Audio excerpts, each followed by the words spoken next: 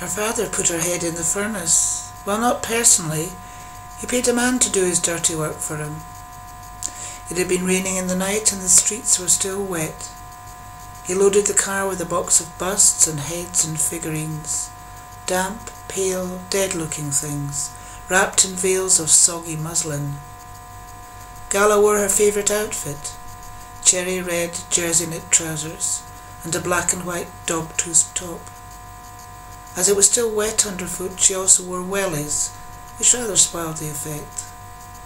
Her mother had brushed her hair briskly and dragged it back into a clasp, but hadn't had time to yank it into pigtails. The car sat low on the road, a black bug which smelled of leather and petrol and the cigarettes her father enjoyed so much more when her mother wasn't around to complain about them. Being small, Gala's outlook was restricted to scarred soot-black wall topped with barbed wire and broken glass, to warehouses big enough to swallow whole towns, a speckled flurry of starlings and the tips of idle cranes. The ships were the size of cathedrals. You might glimpse the bones of a massive skeleton crawling with hundreds of men, or the slow passage of a dark hull slipping between the warehouses on the invisible river. On weekdays, the hammering and sizzling of welding torches never stopped, and if you were passing at the end of the day, the lousing siren blared like a declaration of war, and men flooded through the gates and onto the street, spreading out, breaking into fast-moving tributaries, heading home or to the pub.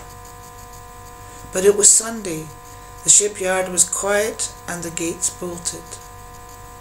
When the landscape became even more abstract and impersonal, and tramlines cats-cradled the road, Cheaties, which rarely shut on Sunday, was nearby. Was there a sign? Gala can only remember an opening, a gap in the wall, the tires of the black Austin squelching over mud.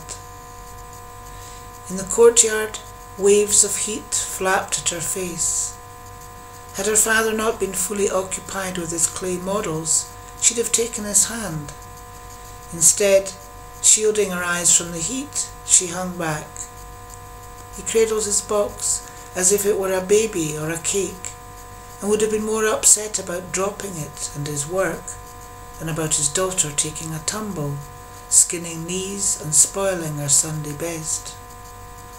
Across the mud, through the archway, deep in the belly of the building, sparks flew, and men in filthy singlets slid pieces of metal in and out of the furnace on long, flat shovels.